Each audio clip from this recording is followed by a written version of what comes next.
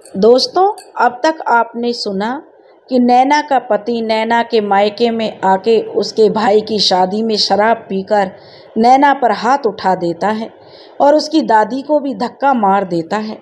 अब उससे आगे सुनिए। नैना को उसकी ससुराल विदा करने से पहले घर और मोहल्ले की औरतें उसे काफ़ी समझा रही थी। बेटी बेटी तो दो घरों की लाज होती है। नैना की दादी कहने लगी, बेटियां ससुराल में ही अच्छी लगती हैं। पति की छोड़ी हुई औरत के लिए समाज में कोई जगह नहीं होती है। वो सबके लिए सिर्फ एक अवसर होती है बेटा। जिस घर में डोली जाए उसी घर से अर्थी निकले, इससे ज़्यादा सौभाग्य की बात तो कोई नहीं होती बेटा। मायके से बेटियों की जिंदगी पार नहीं होती है। और फिर तुम तो बिन बाप की बेटी हो, मायके से तो भला होगा नहीं। अब नैना यह सुनकर फूट फूट कर रो पड़ी। सबकी हिदायतें वो सुन रही थी। तभी उसकी बड़ी बुआ कहने लगी, अरे तुम पहली हो क्या जिसे जिसके आदमी ने मारा है? हम सब ने भी बहुत सहन किया है, तभी आज हमारी गृहस्थी बची हुई है। औरत हो तो सहन तो करना ही पड़ेगा। तभी नैना की छोटी बुआ बोली, क्यों? औरत है तो क्या वो मारेगा सुबह शाम? जबरदस्ती करेगा इसके साथ? मैं तो कहती हूँ एक बार पलट के मार दे, जोर का तमाचा, दोबारा जीवन में हाथ उठाने की हिम्मत नहीं करेगा। अब नैना सबकी हिदायतें सुनकर थक चुकी थी और मुंह बंद करके जो पड़ोसन कहने लगी, चुप कर, मुंह बंद कर अपना, कभी तो अकल की बात कर लिया कर, शर्म नहीं आती उसे पाप सिखाते हुए। तो छोटी बुआ कहने लगी, शर्म तो आप लोगों को आना चाहिए काकी, जो इतना कुछ होने के बाद सही का साथ नहीं दे पा रहे हो। कोई इंतजार करो उस दिन का जिस दिन नैना के साथ कोई बड़ा हादसा हो जाएगा। और कहकर छोटी बुआ आंखों में आंसू लिए वहाँ से चली गई और बहुत सारी हिदायतों के साथ नैना को ससुराल विदा कर दिया। तभी नैना का पति पंकज नैना को घर आया देखकर बोला, क्यों नहीं रख पाया तेरा करोड़पति भाई तुझे? एक हफ्ते में ही भेज दिया वापस। पंकज ने फिर से रंग दिखाना शुरू कर दिया। कहने लगा, सालों की औकात नहीं थी, स्वागत की तो बुलाया क्यों था? भिखारी कहीं के। और भी ना जाने क्या क्या कहता रहा। नैना बेचारी चुपचाप सुनती रही। मुंह में जबान नहीं है क्या? पंकज नैना के बाल खींचते हुए कहने लगा, और अपनी अम्मा के पास रखा ही है क्या जबान को? नैना बोली, छोड़ो मुझे, बोले कुछ ना बोलूं, और ये सब करते ही तो बोलोगे तो कहाँ जवाब दूंगी? मैं करूं तो क्या करूं? नैना की रुलाई फूट गई। तब पंकज बोला, हो तो अब मैडम जी मायके से बोलना सीख कर आई हैं, शर्म नहीं आती पति से जबान लड़ाने में? और पंकज ने एक जोरदार थप्पड़ नैना के गाल पर छाप दिया। नैना रोती चीखती रही, चिल्लाती रही, पर कोई नहीं आया। नैना की आत्मा और उसके जिस्म पर लगे जो दाग अगले 1 घंटे तक छलनी होते रहे। हाथापाई जबरदस्ती उसके घर के दरवाजे बंद हो गए। सबको सुनाई दी तो चीखे, पर किसी में हिम्मत नहीं थी पंकज से कुछ कह सकें। सबको हमदर्दी थी नैना से, पर कोई कुछ कहना नहीं चाहता था। एक बार फिर नैना की आत्मा घायल हो चुकी थी। हाथों से खून बह रहा था। टूटी हुई चूड़ियों के टुकड़े गोरी और नाजुक कलाइयों में घुसकर उन्हें रक्त रंजित कर चुके थे। और फिर वही सवाल, मेरा क्या कसूर था? कितने भी घाव दे पर जिंदगी रुकती नहीं है, चलना पड़ता है जख्मों के साथ। और नैना भी हर रात टूटती, फिर हर सुबह जुड़ती, और खुद को जय के लिए और अपनी माँ के लिए धीरे धीरे हालात ये हो चुके थे कि नैना 1-1 रुपया के लिए तरसने लगी। खुद के साथ तो हर औरत समझौता कर लेती है, पर जब बात बच्चों की आती है तो विद्रोह पर उतर आती है। नैना को अब अपने साथ साथ जय के भविष्य की चिंता थी, इसलिए नैना विद्रोह की एक आवाज़ उठी, मुझे अपनी पढ़ाई पूरी करनी है। नैना ने एक दिन सही अवसर देखकर अपनी सासू माँ और जेठ जी के सामने अपनी बात रख दी। तो उसके जेठ जी बोले, हमने तुम्हारा कोई ठेका नहीं ले रखा, तुम्हारा पति पढ़ाना चाहे तो पढ़ो, कौन सा पढ़ लिख कर तुम कलेक्टर बन जाओगी, चूल्हा चौका तब भी करना पड़ेगा। और जेठ जी ने इतना सुनाकर साफ मना कर दिया। क्योंकि वो जानते थे अगर फीस नहीं दी जाएगी तो कहाँ से पढ़ेगी। पर नैना तो अब पूरी तैयारी के साथ बात कर रही थी। वह कहने लगी, मुझे सिर्फ इजाज़त चाहिए, फीस मेरा भाई दे देगा, मेरी बात मेरे भाई से हो गई है। तब उसका जेठ बोला, जब बात हो गई है तो पूछना कैसा, ये फैसला सुनाना हुआ। जेठ जी ने जो व्यंग कस दिया। तो नैना बोली, नहीं ऐसा नहीं है, आप इजाज़त दोगे तो ही पढ़ूंगी। शादी के समय तो आप लोग कहते थे बहू नहीं बेटी ले जा रहे हैं। आज अगर मेरी जगह आपकी बहन होती तो क्या करते आप? बिल्कुल ऐसे ही चुपचाप सब देखते रहते क्या, जैसे मेरे साथ होता देख रहे हैं। मेरा बेटा एक एक रुपए के लिए तरसता है। मैं आज करवा चौथ के दिन टूटी चूड़ियों के घाव लिए बैठी हूँ और आपके बच्चे ऐसो आराम के दिन गुजार रहे हैं। आपकी पत्नी हर महीने हजारों रुपए सिर्फ श्रृंगार पर खर्च कर देती हैं। मेरी बात को गलत मत समझिए, लेकिन ये सोचिए कि जय के पापा दिन भर आपके साथ दुकान में सहयोग करते हैं और रात को सिर्फ एक बोतल में इस घर का तमाशा करते हैं। क्या आपका फर्ज नहीं है कि अपने भाई की कमाई का एक हिस्सा आप उसके बच्चे को दें? क्या आपकी आत्मा कभी नहीं कहती कि पंकज को शराब पीने से रोका जाए? क्या आपकी बहन के साथ ये सब होता तब आप चुप रहते? आपकी छोटी बहन शादी के बाद सिर्फ 2-4 दिन के लिए ससुराल जाती है, वो भी अपने पति के साथ, और जितने दिन उनके पति वहाँ रहते हैं उतने ही दिन वो वहाँ रहती है, बाकी दिन यहीं रहती है। बता सकते हो क्यों? सिर्फ इसलिए उनकी सास सौतेली है, पर उन्होंने गलत तो कुछ किया ही नहीं आज तक। सिर्फ सौतेली है इसलिए इतनी हमदर्दी। मैं तो आपसे पैसे भी नहीं मांग रही, सिर्फ इजाज़त चाहिए। नैना का विद्रोही आवाज़ थोड़ी तेज हो गई थी आज, पर वह कहने लगी, उसके लिए ठीक है, पर यह पहला और आखिरी मौका होगा। गवर्नमेंट पॉलीटेक्निक में PCGDA की प्रवेश परीक्षा होना है। फार्म भर दो और तैयारी करो। अगर चयन हो गया तो पढ़ोगी, नहीं तो कभी दोबारा पढ़ने के लिए ना कहना।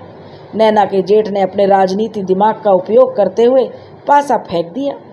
नैना बोली, हाँ अगर चयन हो जाता है तो आधी फीस हम दे देंगे और आधी अनुज। तो नैना ने कहा, और एक और पासा उन्हें लगा कि अब सिर्फ 30 सीटें जिनके लिए हजारों लोग परीक्षा देते हैं, उसे नैना कभी पास नहीं कर पाएगी। उसके जेठ को तो यही लगा, और शर्त के मुताबिक वो कभी दोबारा पढ़ाई या नौकरी को लेकर बात नहीं करेगी। इस बार ईश्वर ने कुछ अच्छा सोच रखा था। प्रवेश परीक्षा का परिणाम आया और नैना चयनित हो गई। अब यहाँ शुरू हुई नैना के जीवन का नया अध्याय। घर से पॉलीटेक्निक काफ़ी दूर था, इसलिए बस से जाना तय हुआ। बहू कॉलोनी से निकलने तक तुम्हारा घूंघट नहीं खुलना चाहिए, जो सासू माँ ने निर्देश दे दिया, और घूंघट डालकर रखना और लौटते समय भी यही सब याद रखना।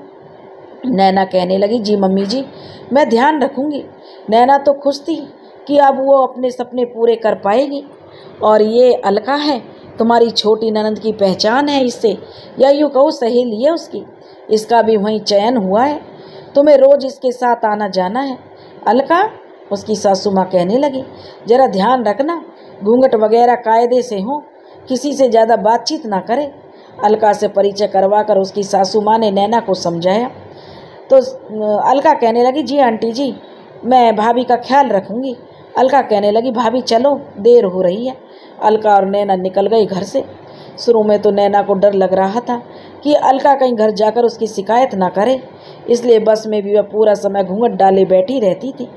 अलका कहने लगी, अरे भाभी, सब आपको अजीब नज़रों से देखते हैं, आप बस में बैठते ही घूंघट खोल लिया करो। यहाँ कौन देख रहा है? मुझसे डरने की ज़रूरत नहीं, मैं सब कुछ जानती हूँ आपके बारे में। अलका के रूप में नैना को एक बहुत प्यारी सहेली और हमदर्द मिल गई थी। रास्ते भर नैना अलका से अपने मन की सारी बातें करती और खुद को हल्का महसूस करती। उनके बैच में 30 लड़कियों में सिर्फ नैना विवाहित थी, हालांकि कई लड़कियां उम्र में उससे बड़ी थीं। सब नैना को बहुत प्यार देते थे। विवाहित होने की वजह से नैना की रैंकिंग भी नहीं हुई। अलका की वजह से सब उसे भाभी कहने लगे थे। रैंकिंग के नाम पर नैना को गाना गाने के लिए कहा, जो नैना का शौक भी था। जब सबको पता चला कि नैना का 3 साल का एक बेटा भी है तो किसी को यकीन नहीं हुआ। अरे भाभी, सब कहने लगे, अगर आप सिंदूर न लगाओ तो कोई नहीं कह सकता आप विवाहित हैं। जब नैना के शिक्षकों को पता चला कि उसकी कक्षा में इस बार एक विवाहित लड़की भी है, तो नैना सबकी प्यार की विशेष जो विद्यार्थी बन गई। एक बार नैना को लगा कि जिंदगी उतनी बुरी भी नहीं है जितनी वो मान बैठी थी, मगर घर के हालात तो जस के तस थे, बल्कि बद से बदतर होने को तैयार थे।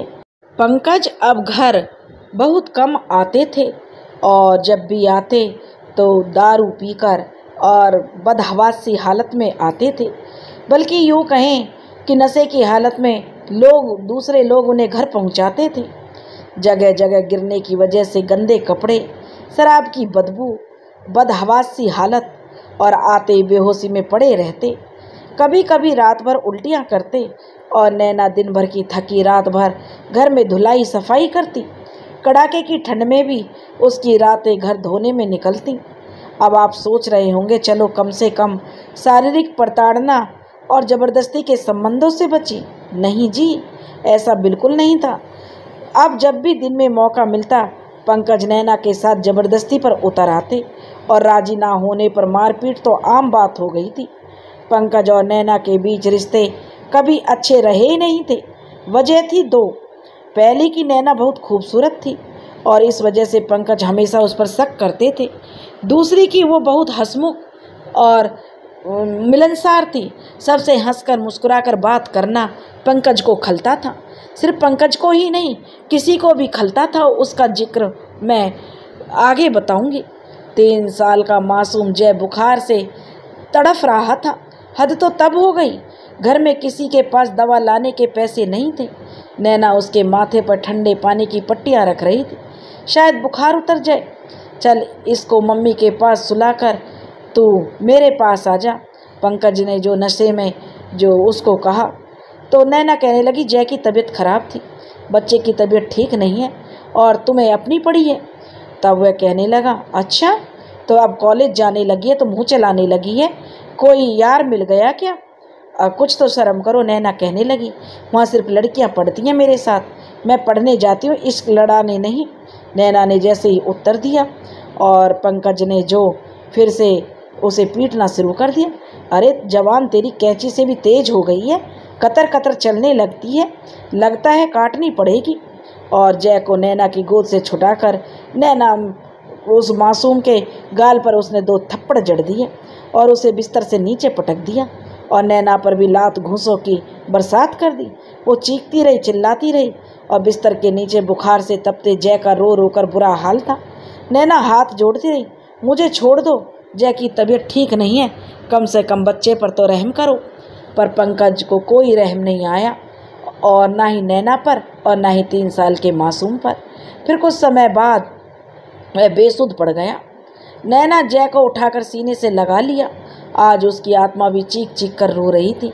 एक बाप इतना स्वार्थी कैसे हो सकता है? एक इंसान इतना संवेदनाहीन कैसे हो सकता है? आज तक खुद पर होते हर अत्याचार को चुपचाप सहती रही, पर आज उसकी आत्मा उसे धिक्कार रही थी। एक बार पलटकर जोरदार तमाचा मारना पंकज के गाल पर, दोबारा हाथ उठाने से पहले 100 बार सोचेगा। बुआ की ये बात और ये सब नैना के कानों में गूंज रहे थे। निर्णय हो चुका था, बस और नहीं, और सहन नहीं करेगी। वो जय को सीने से चिपकाए सारी रात रोती रही। फिर वही सवाल उसके जहन में आया, आखिर मेरा कसूर क्या था? इस बच्चे का कसूर क्या है? आंसुओं में पूरी रात डूब गई। कब सुबह हुई पता नहीं चला, पर शायद यह सुबह कुछ नहीं थी। पंकज के अत्याचार जो सारी सीमाएं तोड़ते जा रहे थे और अब नैना को तलाश थी एक अवसर की जिससे वो खुद को आत्मनिर्भर बना सके। पर सब कुछ इतना आसान नहीं था। नैना की सासू माँ तीर्थ यात्रा के लिए वैष्णो देवी दर्शन करने जम्मू गई हुई थी। घर में सिर्फ नैना, पंकज और उनका बेटा जय और नैना के ससुर जी थे। आजकल नैना पॉलिटेक्निक भी नहीं जा रही थी। कुछ चोट के निशान छिपाने थे और सासू माँ के ना होने की वजह से जय को संभालने वाला कोई नहीं था। रोज की तरह पंकज 10 बजे घर से निकल जाते और देर रात तक घर आते। इस बीच नैना और जय घर पर अकेले रहते। हाँ, ससुर जी जरूर आते थे दोपहर में खाना खाने और फिर ऊपर बने अपने कमरे में जाकर सो जाते। नैना, ये उसके ससुर जी बोले, ये रुपए रख लो। और उन्होंने कुछ रुपए नैना को सौंपते हुए कहा। नैना बोली, जी पापा जी, मम्मी आएंगी तो मैं उन्हें दे दूंगी। नैना अपने घूंघट को संभालते हुए कह रही थी। और उसमें एक कागज भी है। उसके ससुर बोले, वो देख लेना। नैना बोली, जी पापा जी, मैं देख लेती हूँ। कहकर नैना पैसे और कागज लेकर कमरे में चली गई। उसने वो कागज खोलकर पढ़ा तो उसका शरीर ठंडा पड़ गया। उसकी सांस में, एक ही सांस में वो पढ़ती चली गई उस कागज के टुकड़े को। उसमें लिखा था, प्यारी नैना, मैं तुम्हारी सारी तकलीफ समझता हूँ। तुम्हारे साथ जो भी हुआ और जो हो रहा है वो बहुत गलत है, पर इसमें तुम्हारी मैं कोई सहायता नहीं कर सकता। तुम बहुत खूबसूरत हो, मासूम हो, थोड़ा सा चालाक बनना होगा, तभी तुम इस घर में राज करोगी। तुम चाहो तो तुम्हारे सारे सपने पूरे हो सकते हैं। मैंने देखा है कि किस तरह पंकज तुम्हारी कदर नहीं करते। तुम्हारी जवानी के यूं ही अकेले तड़प कर निकल रही है। पंकज तुम्हारी ज़रूरत कभी पूरी नहीं कर पाएगा। नशेड़ी है ना, तो नशा ही करेगा, पर मैं तुम्हारी हर ज़रूरत पूरी कर सकता हूँ, तुम्हें खुश कर सकता हूँ। तुम्हें झुमके पहनने का बहुत शौक़ है ना। मैंने सुना था एक बार तुम अपनी मम्मी से बात कर रही थी। मैंने तुम्हें जो रुपए दिए हैं, इनसे अपने लिए झुमके बनवा लेना और सबसे कह देना कि मायके से मिले हैं। तुम बहुत खूबसूरत हो, अपनी खूबसूरती को ऐसे बर्बाद ना करो और किसी को कुछ पता भी नहीं चलेगा। सिर्फ एक बार मेरी बन जाओ, मेरे पास आ जाओ। घर की बात घर में रहेगी, बस एक बार हाँ, और जीवन भर घर की मालकिन बनो। नैना का तो रोम रोम डर और गुस्से से कांपने लगा, आंखों में आंसू बहने लगे। खुद को संभालते हुए खड़ी हुई, लंबा घूंघट निकाला और बाहर आकर वो पैसे ससुर जी के सामने फेंकते हुए कहने लगी, आपको अपने पापा की तरह समझाया मैंने, ये पैसे लीजिए और चले जाइए यहाँ से। बहुत दुख है कि अपने ही बेटे की पत्नी के लिए आपके मन में ये भाव है। तब उसका ससुर बोला, सोच लो, वरना ऐसे ही जिएगी जिंदगी घुट घुट कर। नैना बोली, चले जाइए यहाँ से, वरना मैं चिल्लाने लगूंगी, जाइए। नैना ने अपनी आवाज़ तेज करते हुए कहा। उस समय तो उसके ससुर जी वहाँ से चले गए, पर नैना को अब कुछ समझ नहीं आ रहा था। एक पल के लिए वो बैठ गई और सोचने लगी, क्या पिता पुत्री का रिश्ता भी दागदार हो सकता है? जिस इंसान को वो अपने जीवन के आधार अपने पिता के समान मानती थी, वो उसके बारे में ये सोचता है। जीवन का कौन सा रूप है ये।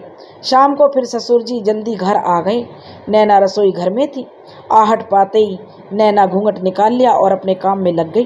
नैना के ससुर कहने लगे, सोच लिया तुमने? क्या सोचा है? वैसे सोचना क्या है नैना, घर से बाहर जा नहीं सकती हो, मेरे साथ जुड़ोगी तो किसी को शक भी नहीं होगा और तुम भी खुश, मैं भी खुश। ससुर जी रसोई घर के दरवाजे पर खड़े तिरछी मुस्कुराहट फैला रहे थे। नैना का मन हुआ कि खींच के चिमटा मुंह पर मारे, पर संस्कार आड़े आ जाते हैं। नैना ससुर जी को लगभग धक्का देते हुए अपने कमरे में भाग गई। उस शाम को वो ना तो कमरे से निकली और ना ही ससुर जी को खाना दिया, जिसकी शिकायत ससुर जी ने नैना के जेठ से की। अगले दिन घर में नैना के ससुर जी और जेठ जी ने उसे बहुत कुछ सुनाया और उसके मायके में शिकायत करने की बात कही।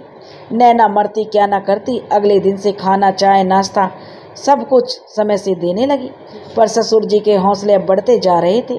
जब भी नैना उनके पास होती, खाना, चाय, नाश्ता देने जाती, हो उसे छूने की कोशिश करते। कभी उसकी कमर हल्के से उसकी कमर पर हाथ फेर देते, कभी उसके हाथों को छू लेते, कभी पीछे से आकर उसकी पीठ पर हाथ फेर कर चले जाते। नैना बहुत परेशान हो चुकी थी। सब कुछ उसकी सहन शक्ति से परे जा रहा था। उसे लगने लगा जैसे वो पागल हो जाएगी। उसके मन में वो आत्महत्या के ख्याल भी आने लगे, क्योंकि ऐसा कोई नहीं था जिसे वो अपने मन की बात कह सके। जब भी वो कहीं जाने के लिए कपड़े बदलती तो ससुर जी कमरे के जंगले से झांकने लगते और कहते, बदलो कपड़े, हम भी देखना चाहते हैं। नैना की समझ नहीं आ रहा था कि वो क्या करे। पंकज को बताने का कोई फ़ायदा नहीं था। सासू माँ घर पर नहीं है, किससे कहे? तभी उसे ख्याल आया, जेठ जी अक्सर कहते थे कि तुम हमारी छोटी बहन की तरह हो। एक बेटी की विदाई की है और दूसरी बेटी घर लाए हैं। एक दो बार उन्होंने नैना के लिए पंकज को समझाया भी था। आगे पढ़ाई की इजाज़त भी उन्होंने ही दिलवाई थी और तो और नैना की आधी फीस भी वो दे रहे थे। नैना को लगा जेठ जी जिन्हें वो भैया कहती थी, उनसे सहायता मांगी जा सकती है। नैना ने भैया का मतलब कि जेठ जी को फ़ोन करके घर आने के लिए कहा।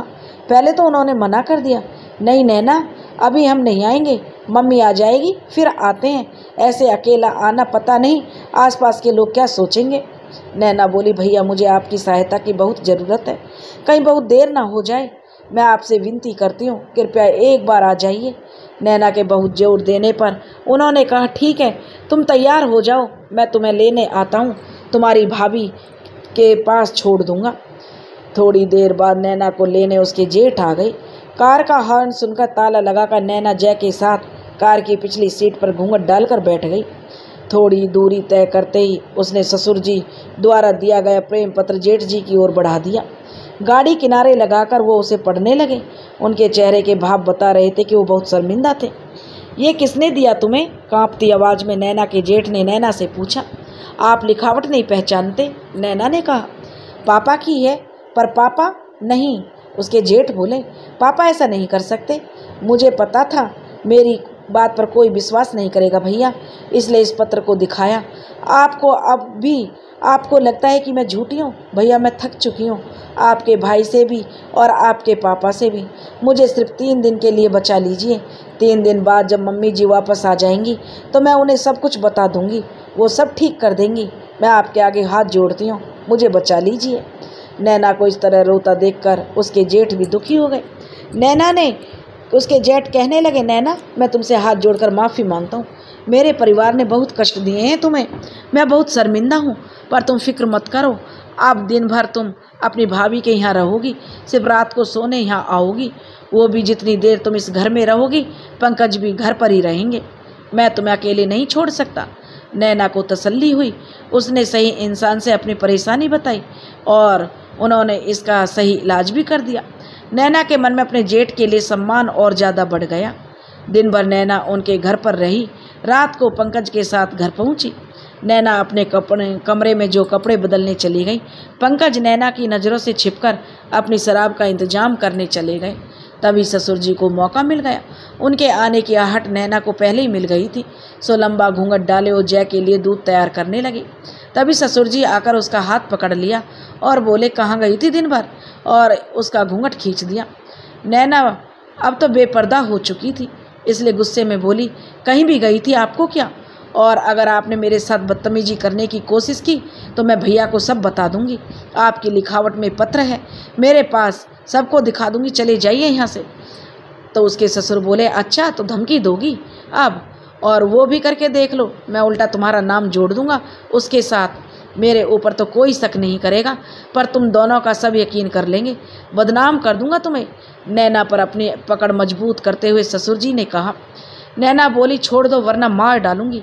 अपनी पूरी ताकत लगाकर नैना ने उन्हें जोर का धक्का दिया और अपने कमरे में भाग आई। अगले दिन जब जेठ जी उसे लेने आए तो रास्ते में नैना ने रात वाली पूरी घटना बताई। तो जेठ जी बोले, मैं मम्मी को सब बता दूंगा। और नैना भी बोली, हाँ भैया मैं भी मम्मी को सब बता दूंगी, इससे पहले कि पापा मेरे और आपके रिश्ते को लेकर मम्मी के मन में जहर भरें, मैं मम्मी को सब कुछ बता दूंगी। नैना ने रो रो कर, बुरा हाल था उसका। तो जेठ जी बोले, नहीं नैना, ये गलती कभी मत करना, मेरी मम्मी ये सब सहन नहीं कर पाएगी। तुम ये सब मम्मी से कभी नहीं कहना, मैं सब कुछ ठीक कर दूंगा, मुझे थोड़ा समय दो और मुझ पर भरोसा रखो। हाँ वो पत्र दो जरा, आज पापा से बात करके रहूँगा। और नैना ने वो पत्र अपने जेठ जी को दे दिया। 2 दिन बाद सासू माँ वापस आ गईं और उनके आते ही नैना उनसे लिपट कर ऐसे रोई जैसे बरसों से बिछड़ा बच्चा अपनी माँ से मिला हो। सासू माँ को कुछ अजीब तो लगा, पर उन्होंने सोचा नैना उन्हें बहुत याद कर रही होगी, इसलिए इतनी भावुक हो गई है। सासू माँ के आने के बाद नैना की समस्या कुछ हद तक हल हो गई थी, क्योंकि उसकी माँ जो सासू माँ थी ज़्यादातर घर पर ही रहती थी, पर ससुर जी भी नैना को छूने का कोई मौका नहीं छोड़ते थे।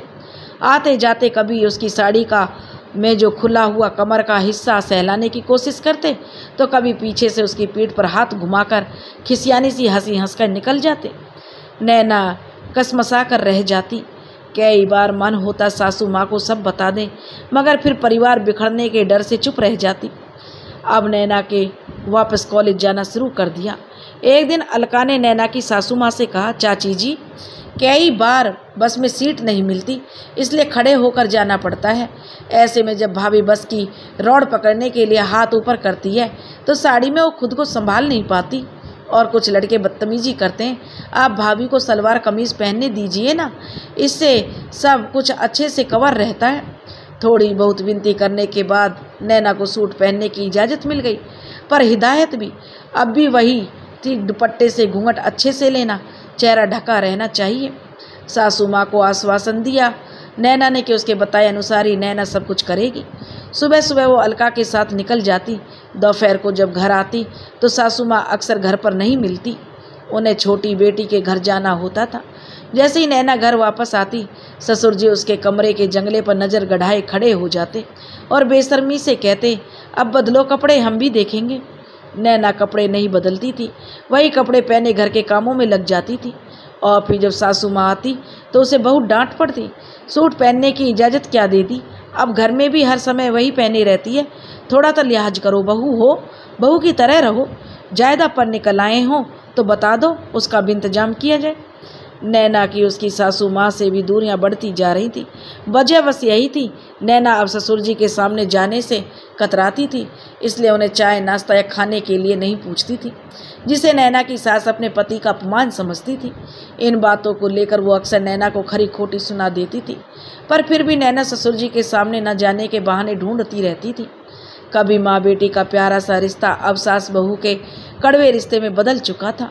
कभी नैना को बेटी की तरह प्यार करने वाली उसकी सासू माँ अब उससे बात तक करना पसंद नहीं करती थी, और अगर बातचीत होती भी थी तो सिर्फ ताने उल्हाने और डांट। ससुर जी की हरकतों से बचने का उपाय निकाला नैना ने। अलका से कहा कि अलका, घर तक तो तुम रोज आती हो मुझे छोड़ने, सिर्फ 2 मिनट रुक जाया करो मेरे कपड़े बदलने तक। अलका को कुछ शक हुआ, बोली, क्या हुआ भाभी, सब ठीक तो है? तो वह बोली, अलका, मैं पिछले कई दिनों से भाभी मैं आपसे पूछना चाह रही थी, आप पहले की तरह नहीं रहती हो। नैना ने अलका को सब कुछ बता दिया। अलका ने वादा किया जितना हो सकेगा वो नैना की सहायता करेगा, और अलका कहने लगी, भाभी मैं रोज़ आपके साथ घर आऊँगी, पर अगली बार जब भी वो आपके साथ बदतमीजी करें उनकी आंखों में लाल मिर्ची डाल देना, फिर खुद ही बताएंगे सबको ये सब कैसे हुआ। सच आपने अपने आप सामने आ जाएगा सबके। अलका ने नैना का हौसला बढ़ाया। अब अलका नैना को लेने और छोड़ने आती थी तो थोड़ा रुक कर ही जाती। नैना अब इन सब परिस्थितियों से गुजर रही थी तो पंकज को उसकी तकलीफ़ का एहसास भी नहीं था। और फिर एक दिन वही हुआ जिसका डर था। पंकज और सासू माँ के ताने और उल्हाने जारी थे, झूठे बेबुनियाद आरोप लगाए जा रहे थे, नैना को चरित्रहीन ठहराया जा रहा था। ऐसा पहली बार नहीं हुआ था जब उस पर ऐसे आरोप लग रहे हों। पहले भी कभी उसके नंदोई के साथ तो कभी पंकज के जवान भांजों के साथ, कभी रिश्तों में लगते देवरों के साथ कई बार झूठे आरोपों का दंश वो झेल चुकी थी, मगर इस बार आरोप नैना के साथ साथ उसके माता पिता पर भी था। उसकी माँ ने ना जाने कितनों के साथ मुंह मारा था, तब ये पैदा हुई थी। साला बाप तो हिजड़ा रहा होगा, इसलिए माँ घर घर मुंह मारती फिरती होगी। शब्दों का इस्तेमाल बद से बदतर होता जा रहा था, उन गंदे शब्दों को जो बोलने में भी शर्म आती थी। अब नैना का सब्र का बांध जो टूट चुका था, वह कहने लगी, मेरे पापा को चरित्र निर्धारण करने से पहले अपने पिता का चरित्र देख लिया होता तो ज़्यादा अच्छा होता। गुस्से में नैना के मुंह से निकल तो गया, अब उसे लगा जैसे वह क्या कह दिया उसने, और ये नहीं कहना चाहिए थे। तभी जोर का तमाचा उसके गाल पर पड़ा, फिर एक और फिर एक और लगातार। लेकिन तभी बस बहुत हो गया, बंद करो ये सब, अब और नहीं सहूँगी। नैना ने कहा, जाकर अपने पिताजी से पूछो कि मेरी कौन ऐसी ज़रूरत है वो पूरी करेंगे जो तुम नहीं कर पाते। तुम्हारे पिता किस अधिकार से मेरे साथ सोना चाहते हैं? क्या तुम इस लायक नहीं हो जो तुम्हारी कमी तुम्हारे पिताजी पूरी करना चाहते हैं? आज नैना को बोलने से कोई नहीं रोक पाया, लेकिन पंकज यह सब सुनने के लिए तैयार नहीं थे। इतना सुनते ही नैना पर लात घूसों की बरसात हो गई। मारो इसे, जो उसके ससुर कहने लगे, इसी लायक है ये, हाथ पैर तोड़ डालो इसे, पड़ी रहेगी तब अकल ठिकाने आएगी। जवान तो देखो कैसे कैंची की तरह चलाने लगी है। तुम्हारे पापा पर उसकी सासू माँ कहने लगी, पंकज इसे इतना मार, तुम्हारे पापा पर घटिया इल्ज़ाम लगाया है इसने, आज मारो इसे खूब। और सासू माँ ने बेटे का साथ दिया, और नैना का बेटा जो रोए जा रहा था, मम्मी को मत मारो पापा, मम्मी को मत मारो, उसे भी पंकज ने नहीं छोड़ा। दोनों माँ बेटों को बहुत मारा, दोनों घायल थे। नैना लगभग बेहोशी की हालत में थी। जय को सीने से चिपकाए रोए जा रही थी और आज फिर यही सोच रही थी, मेरा कसूर क्या है? ससुर के साथ जो चक्कर चलाने को मना कर दिया, सच बोलना, औरत होना, मेरा कसूर क्या है? आखिर क्या गलती की है मैंने? सुबह होते ही नैना की सास अपने दोनों बेटों को बुलाती है। नैना भी एक कोने में घूंघट डालकर चुपचाप बैठी थी। इस घूंघट के अंदर कितने आंसू हैं, कितना अपमान है, कितना दर्द है, ये सिर्फ या तो नैना जानती थी या उसकी तकदीर में लिखा दर्द। जेठ जी तो कल रात हुई सारी घटना जो उन्हें बताई गई। हिम्मत तो देखो इसकी, उसकी सासू माँ कहने लगी। तुम्हारे पापा पर कितना बड़ा आरोप लगाया इसने, शर्म नहीं आई इसे? आएगी भी कैसे? बाप होता तो बाप की कीमत समझती ना। बाप को तो खा गई पहले ही, अब इस घर में ना जाने किस पर नजर है। सासू माँ ने गुस्से से जो कह दिया। और पढ़ा लो इसे और बाहर भेज लो हरामजादी को, हमने तो पहले ही मना किया था, लग गई ना बाहर की हवा। अब पंकज भी कहाँ चुप रहने वाला था। वह कहने लगा, नहीं मम्मी। उसका जेठ कहने लगा, नैना सच कह रही है, पापा ने सच में बहुत गिरी हुई हरकत की है, इतनी गिरी हुई कि हम कह भी नहीं पाएंगे। कहते हुए नैना के जेठ ने वो प्रेम पत्र सासू माँ की तरफ बढ़ा दिया। पढ़ते पढ़ते सासू माँ की आंखों से आंसुओं की धारा बह निकली। पंकज ने भी पढ़ा, पूरा पढ़ा ही नहीं गया, आधा पढ़ते वो चुपचाप वहाँ से चले गए। नैना बेटा, इतना कुछ हो गया, उसकी सासू माँ कहने लगी, तुमने पहले क्यों नहीं बताया? शक तो मुझे उसी दिन था कि कुछ बात हुई है। जिस दिन मैं वापस आई थी तुम लिपट कर बहुत रोई थी, पर यह बात भी हो सकती है, मैंने तो बेटा सोचा नहीं था। कहकर नैना की सास ने नैना को सीने से चिपका लिया, जैसे नैना उनकी बहू नहीं उनकी बेटी हो। दोनों सास बहू फबक फबक कर रो पड़ी। नैना के जेठ जी बोले, मम्मी अब तुम्हें ध्यान रखना है, नैना घर में एक पल भी अकेली ना रहे। जेठ जी ने अपनी माँ को समझाते हुए कहा। तब नैना की सास बोली, नहीं अब हम यहीं रहेंगे, नहीं गांव चले जाएंगे और पापा को भी जाना पड़ेगा, हम नैना पर अब उसका साया भी नहीं पड़ने देंगे। और उसकी सास कहने लगी, बेटा तुम हमारे गांव की टिकट करवा दो, हम चले जाएंगे। और उसकी सासू माँ लगातार रोए जा रही थी। बाप बेटी के रिश्ते को कलंकित करते शर्म नहीं आई?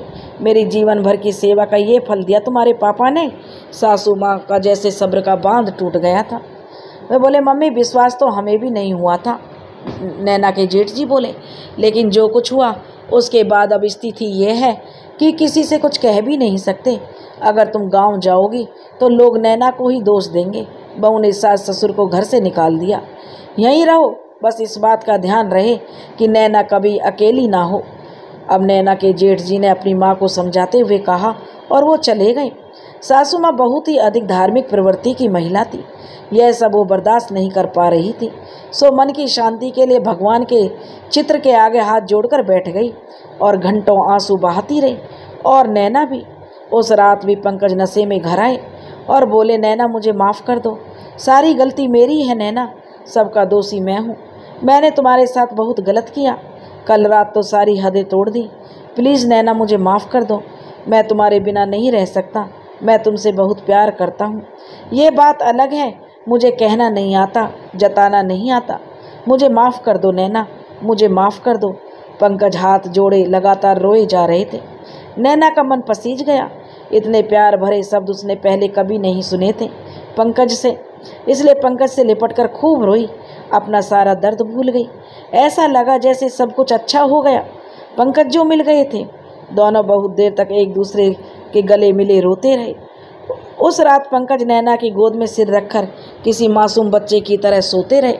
नैना भी आज पहली बार इस बात से खुश थी कि पंकज ने उसे पहली बार कहा कि वो नैना को कितना प्यार करते हैं।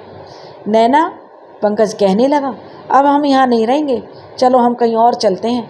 मैं कुछ भी करूँगा पर पैसे कमाऊँगा, तुम्हें और जय को खुश रखूँगा। सुबह हम यहाँ से चलेंगे, नैना ने कहा। पर हम जाएंगे कहाँ? पंकज बोला, कहीं भी, पर यहाँ नहीं रहेंगे। तुम अपने भाई से बात करो, मैं तुम्हारे साथ कहीं भी चलने को तैयार हूँ। नैना बोली, ठीक है, मैं बात करती हूँ, शायद वो तुम्हें कहीं कोई काम करने में सहायता कर सके। नैना ने पंकज को डांडस बंधाया और अगली सुबह पंकज ने सबको अपना फैसला सुना दिया कि वो और नैना अब इस घर में नहीं रहेंगे। जब हम हर तरह से तुम्हारे साथ हैं, फिर घर छोड़ने की जिद क्यों कर रहे हो? लोग क्या कहेंगे? नैना की सासू माँ कहने लगी। हम सबको क्या जवाब देंगे बेटा? तुम दोनों कहीं नहीं जाओगे। हमने जो प्लॉट लिया है वहाँ नया घर बनवा लेते हैं, वहीं रहना तुम दोनों। और अब इस बात का जिक्र कोई किसी से नहीं करेगा। नैना के जेठ भी आ गए और उन्होंने भी सबको समझाकर अपना फैसला सुना दिया कि कोई कहीं नहीं जाएगा। अब पंकज भी समय से घर आ जाते। वो बिना नशा किए सासू माँ भी जो उस पर ध्यान देती। नैना घर में अकेली ना रहे और ससुर जी को चाय नाश्ता खाना देने की जिम्मेदारी सासू माँ ने स्वयं अपने सिर ले ली। और सासू माँ और ससुर जी के बीच जोरदार बहस के बाद अब बातें भी बंद हो गई थी। इधर नैना और पंकज के बीच अब काफ़ी चीज़ें बदलने लगी थी। अब पंकज नैना को समय के साथ साथ प्यार भी देने लगे थे। अक्सर दोनों घर के बाहर घूमने निकल जाते, जय के साथ कभी किसी पार्क में तो कभी किसी मेले में। जय को झूलता देख, गुब्बारों के साथ खेलते देख दोनों खूब खुश होते। पंकज और नैना एक ही थाली में खाना खाते। कभी नैना ज़्यादा थकी होती तो पंकज कहते, आज मैं सब्जी बनाऊंगा और मम्मी बताएगी कि बहू ज़्यादा अच्छा खाना बनाती है या बेटा। सासू माँ भी खुश थी कि बहू बेटे की गृहस्थी पटड़ी पर आ रही है। अब वो अक्सर नैना को कॉलेज छोड़ने पंकज जाते। नैना अब खुश थी, मगर कहावत है ना, 4 दिन की चांदनी और फिर अंधेरी रात, क्योंकि ज़िंदगी हमारे अनुसार कभी नहीं चलती। हम जो सोचते हैं वो अक्सर अधूरे ख्याल बनकर रह जाते हैं। और ज़िंदगी के ऐसे विभिन्न रूपों को नैना भी अनुभव कर रही थी। आजकल सब कुछ अच्छा हो रहा था, पर खुशियाँ और दुखों की उम्र लंबी नहीं होती। नैना की ज़िंदगी में खुशियाँ भी जैसे उधार की खुशियाँ थी, जल्दी ख़त्म हो गई। पंकज आजकल कम शराब पीते थे, मगर पीते तो थे। खैर नैना को कोई परेशानी नहीं थी, क्योंकि भले ही पंकज शराब पीते थे पर अब हाथ नहीं उठाते थे। सासू माँ और ससुर जी भी कुछ दिनों के लिए गांव गए हुए थे। घर में नैना, पंकज और जय ही थे। सब अच्छा चल रहा था। तभी एक दिन दरवाजे पर किसी ने दस्तक दी। दोपहर के कोई 2 बज रहे थे। नैना ने पूछा, कौन है? दरवाज़ा खोलो, कुछ सामान लेना है, मम्मी की अलमारी से जेठ जी की आवाज़ थी। सासू माँ जब भी गांव जाती तो अपनी अलमारी की चाबी उन्हें दे जाती थी और जब तक घर में रहती थी चाबी को सीने से लगाए रहती थी। अरे मेरा मतलब है कि कुछ महिलाओं की आदत होती है छोटे बटुए में अपना ज़रूरी सामान जैसे पैसे या चाबी रखकर उसे अपने ब्लाउज में रख लेती हैं। यह अधिकतर औरतों में आदत होती है। खैर इसे नैना को कोई फ़र्क नहीं पड़ता था और ना ही उसने कभी ये जानने की कोशिश की थी इस अलमारी में ऐसा क्या है जो सासू माँ हमेशा ताला लगा कर रखती है। क्या होगा, रुपया, पैसा, जेवर, इन सब से हम नैना को कोई लगाव नहीं था। हाँ, एक चीज़ का शौक़ उसे हमेशा था, झुमके पहनने का। उसके मायके में जब किसी की शादी होती तो चढ़ावा देखने ज़रूर जाती थी। और चढ़ावा जो एक तरह की रस्म होती है, जो लड़के वाले दुल्हन के लिए लाए गए गहनों को एक थाल में सजाकर मंडप में रखते हैं और दुल्हन को वो सारी चीज़ें दे दी जाती हैं। जब नैना की शादी हुई तो उसे देखकर बड़ा दुख हुआ था। उसके चढ़ावे में झुमके नहीं आए, बल्कि नई डिजाइन की कान के बुंदे आए थे। नैना को शौक़ था तो सिर्फ मेहंदी, भरी भरी चूड़ियाँ और झुमके। वो जब भी मायके जाती तो अपनी मम्मी के झुमके पहन के बहुत खुश होती थी। खैर, और जो था वो नैना के सपने थे, उसकी पसंद थी। तो नैना ने घूंघट डालकर दरवाज़ा खोला और अपने कमरे में चली गई। घर में 2 ही कमरे थे, एक उसका था और एक बहुत बड़ा कमरा था जिसमें सासू माँ रहती थी। पर कभी कभी सासू माँ ऊपर के कमरे में भी सो जाया करती थी। उस बड़े कमरे से लगा हुआ रसोई घर था। रसोई घर और नैना के कमरे का दरवाज़ा लगभग आमने सामने था। तो नैना के जेठ जी रसोई घर के दरवाजे पर खड़े थे और बोले, नैना तुमसे कुछ बात करना है। नैना बोली, जी भैया बताइए ना।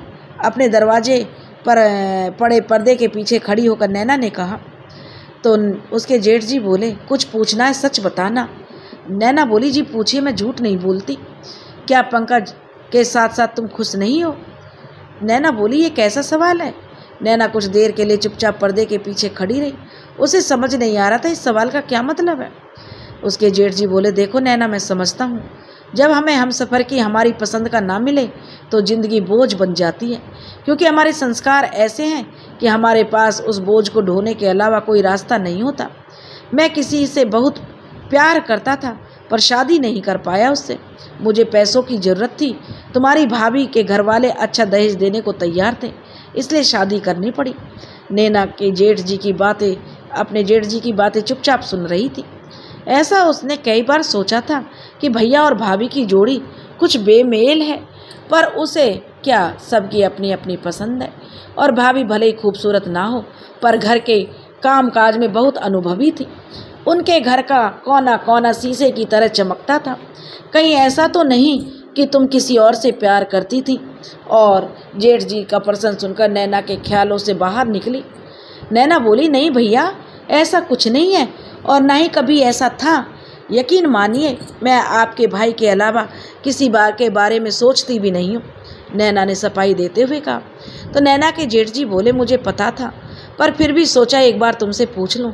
खैर छोड़ो ना ये सब, हम दोनों की किस्मत ने हमें धोखा दिया है। ना तुम खुश हो अपनी गृहस्थी से और ना मैं, जेठ जी बोले जा रहे थे और नैना चुपचाप सुनती जा रही थी। नैना, उसके जेठ जी बोले, मैं तुम्हारी परेशानी को समझता हूँ और तुमसे एक विनती करना चाहता हूँ, अगर तुम मानो तो। नैना बोली, कहिए ना भैया, आपने मेरी बहुत सहायता की है, मैं आपकी कोई बात कैसे काट सकती हूँ। नैना का जेठ बोला, क्या हम अच्छे दोस्त बन सकते हैं? तुम्हारा और मेरा दर्द एक ही है, क्या हम दर्द बन सकते हैं? पिछले दिनों जो कुछ भी हुआ उसके बाद अब मैं तुम्हें चाहने लगा हूँ। हम उम्र भी हैं, ये रिश्ता जीवन भर चल सकता है। पंकज को क्या चाहिए? रोज़ रात में 2 शराब की बोतल, वो मैं दे दिया करूँगा। मम्मी पापा को हमेशा के लिए गांव भेज दूँगा और फिर तुम और मैं, किसी को कुछ पता नहीं चलेगा। दुनिया की सारी खुशियाँ तुम्हारे कदमों में रख दूँगा, सारे गम भुला दूँगा तुम्हारे। फैसला तुम पर है, मैं कल फिर आऊँगा, आराम से सोचकर जवाब देना, कहकर जेठ जी घर से चली गई। नैना तो ठगी सी रह गई, उसके पैरों के नीचे से ज़मीन खिसक गई। वो चौखट का सहारा लेकर वहीं बैठ गई।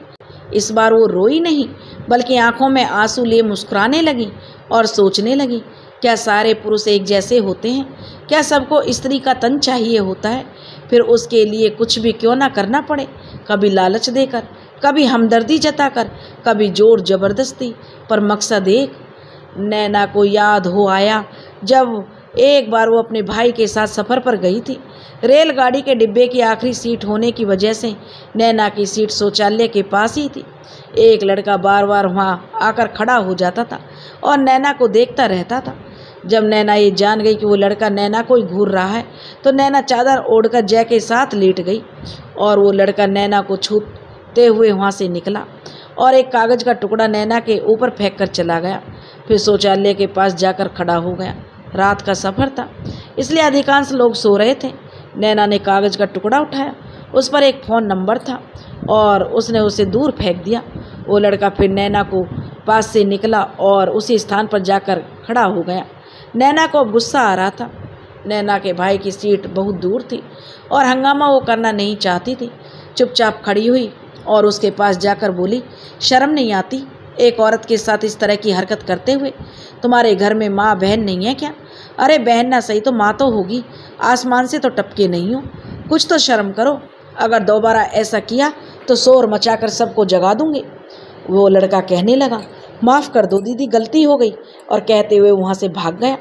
कितने अजीब होते हैं लोग, कोशिश तो पूरी करेंगे, लड़की मान गई तो मज़े और नहीं मानी तो माफ़ी मांग लेंगे। और पापा की मृत्यु के बाद कैसे उसने लोगों के बदलते चेहरे देखे थे। पापा के सामने जो उसे बिटिया बिटिया कहते नहीं थकते थे, पापा के जाते ही हवस के पुजारी बनने को तैयार थे।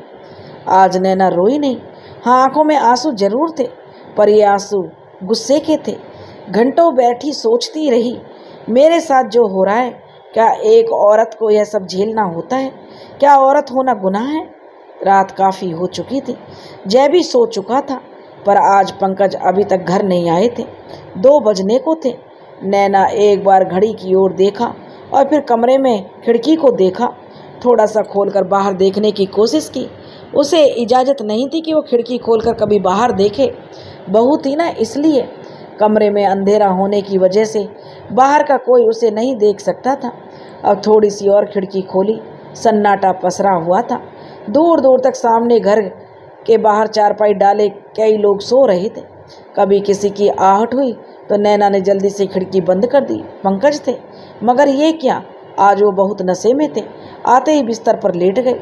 खाना वाना नहीं खाना, जो नैना ने उन्हें पूछा, बस तुम यहाँ आओ, तुमने तो कहा था कि तुम कभी शराब नहीं पियोगे। नैना थोड़ी रुक गई और कहने लगी। वह कहने लगा, पंकज अरे दोस्तों के साथ पीना पड़ता है, सो जाओ चुपचाप। पंकज सो चुके थे, पर नैना को नींद कहाँ। वो तो यह सोचकर डर रही थी कल जब जेठ जी आएंगे तब क्या वो उन्हें समझा पाएगी, वो कितनी नफरत करने लगी है उनके पूरे परिवार से। सुबह नींद खुली तो 8 बज चुके थे। नैना इतनी देर तक कभी नहीं सोई थी, पर आज सासू माँ भी नहीं थी, इसलिए पड़ी रही बिस्तर पर। 8:30 बजे खड़ी हुई, चाय नाश्ता तैयार करने लगी। 10 बजे तक पंकज काम पर जा चुके थे। थोड़ी देर में पंकज का फ़ोन आया कि नैना जय को तैयार कर दो, भैया के घर ले जाना है। और फिर जय भी चला गया। अब नैना अकेली थी। बहुत समय बाद ऐसा समय था जब वो घर पर बिल्कुल अकेली थी। उसने रेडियो चला दिया और FM पर गाने लगा दिए। अब कुछ समय के लिए सिर्फ गाने आएंगे, बकवास नहीं, मन ही मन कहते हुए वह नहाने चली गई। नहाकर वापस आई तो FM में गाना चल रहा था, कुन फाया कुन, वो जो तुम में समाया, वो जो मुझ में समाया। कितना सगुन महसूस हो रहा था उसे। आईने के सामने बैठकर बड़ी सी लाल बिंदी अपने माथे पर लगाई और गीले बालों को सुलझाकर मांग में सिंदूर डालकर बाल ऐसे ही खुले छोड़ दिए। जितनी लंबी मांग भरो उतनी पति की उम्र होती है। कभी भी पति के सामने सोनी मांग लेकर नहीं जाना चाहिए। सासू माँ की बात याद करती नैना सोच रही थी, क्या सचमुच ऐसा होता है? आईने के सामने बैठी मानो खुद से पूछ रही थी, क्या सचमुच मांग भरने से पति की लंबी उम्र होती है? अगर हाँ तो पापा क्यों चले गए? मम्मी को तो मैंने कभी सुनी मांग नहीं देखा। और नैना की आंखों में आंसू भर आए उस दिन को याद करके जब पापा का अंतिम संस्कार हुआ था। मम्मी को पहले तो दुल्हन की तरह सजाया गया, फिर गांव में बने कुएं पर ले गए। उनकी चूड़ियाँ तोड़ी गईं, मांग धोई गई, बिंदी हटा दी गई। मम्मी भी तो बहुत बड़ी लाल बिंदी लगाती थी। सफ़ेद धोती में लिपटी मम्मी को देखकर हम सब चीख पड़े थे। मम्मी का रो रो कर बुरा हाल था। कभी बेसुध हो जाती थी, कभी पागलों की तरह हंसने लगती थी, फिर चीख कर रोने लगती। आईने के सामने बैठी नैना फूट फूट कर रोने लगी। फिर एक बार आईने में खुद को देखा और सोचने लगी, अगर सिंदूर लगाने से पति की उम्र बढ़ती तो शायद पापा कभी मम्मी को छोड़कर नहीं जाते। तभी किसी ने दरवाजे पर दस्तक दी थी। नैना आंसू पोंछते हुए शहर उठी, कहीं जेठ जी तो नहीं। खुद से बातें करती उसने दरवाज़ा खोला और बिना कुछ कहे फुर्ती से अपने कमरे के अंदर आकर पर्दा अच्छे से खींच दिया। तो नैना, अब तुमसे दूर नहीं रहा जा रहा, उसके जेठ जी बोले, मेरे पास आ जाओ। अचानक से पीछे से आकर नैना को उन्होंने अपने बाजुओं में भरते हुए कहा। नैना बोली, छोड़ दीजिए मुझे, मैं सिर्फ आपके भाई से प्यार करती हूँ, जैसे भी हैं मैं उनके साथ खुश हूँ, जाइए आप यहाँ से। नैना ने खुद को उनकी पकड़ से आज़ाद करने की कोशिश करते हुए कहा। उसके जेठ जी बोले, हाँ तो हम कब कह रहे हैं उसे प्यार मत करो, बस थोड़ा सा हमें दे दो, हम भी तड़प रहे हैं तुम्हारे लिए। अपनी पकड़ को मजबूत करते हुए उसके जेठ जी बोले। नैना बोली, छोड़िए भैया मुझे, मैं आपको अपने बड़े भाई जैसा मानती हूँ, इस रिश्ते का तो थोड़ा सा लिहाज कीजिए। नैना रोते हुए हाथ जोड़कर बोली थी। और उसके जेठ जी बोले, अगर प्यार से आओगी तो प्यार मिलेगा, वरना ज़िंदगी में वो जहर घोल दूंगा कि खुद घुटनों पर चलकर मेरे पास आओगी। नैना अब हिल डुल नहीं पा रही थी, उनकी पकड़ मजबूत होती जा रही थी। पूरी तरह से उन्होंने नैना को जकड़ रखा था और नैना रोई जा रही थी। बिना उसके जो बाल गीले थे और वह दुल्हन सी खूबसूरत लग रही थी। नैना पूरी कोशिश कर रही थी खुद को छुटाने की, पर एक चिड़िया कितना भी फड़फड़ाए लोहे के मजबूत पिंजरे को नहीं तोड़ पाती। नैना की हालत भी उसी चिड़िया की जैसी थी। उसके हाथ नैना के जो कमर पर कस चुके थे। चिड़िया भी कब तक फड़फड़ाती, थक कर हार चुकी थी। उस समय जो सन्नाटा था, सिसकियाँ थी और घुटन। और उसके जेठ जी कहने लगे, हमारे बीच कुछ भी हुआ कभी किसी से मत कहना, वरना तुम्हारा जीवन नरक हो जाएगा, क्योंकि तुम्हारी बात पर कोई विश्वास नहीं करेगा। लगभग बेसुध पड़ी नैना एक बार फिर जो कहने की कोशिश की, लेकिन वह नहीं बोल पा रही थी। उसके जेठ जी बोले, अगर खुश रखोगी तो मैं तुम्हें खुश रखूँगा, वरना तुम खुद समझदार हो, कहकर चले गए। काफ़ी देर तक नैना रोती रही, फिर धीरे से खड़ी हुई। उसे खुद से घृणा हो रही थी। एक बार फिर जाकर आईने के सामने बैठ गई और खुद को देखकर ज़ोर ज़ोर से रोने लगी। पर आज कोई नहीं था उसके आंसुओं को देखने वाला, कोई नहीं था जिसके कंधे पर वो हाथ रखकर वो जी भर कर रो ले। बस खुद को आईने में देखते हुए रोई जा रही थी और यही सोच रही थी कि उसका कसूर क्या है। शायद एक स्त्री होना उसका कसूर है। उसका खूबसूरत चेहरा आज उसे सबसे बड़ा शत्रु नजर आ रहा था। सोच रही थी अगर मैं बदसूरत होती तो कोई मेरी तरफ देखना भी नहीं चाहता। कितना अच्छा होता अगर मैं बदसूरत होती। हे भगवान मुझे बदसूरत बना दे, हे भगवान मुझे पागल कर दे, मुझे मार डालो भगवान, मुझे मार डालो। और एफएम पर गाना अब भी चल रहा था, भगवान कहाँ है रे तू, ए खुदा कहाँ है रे तू।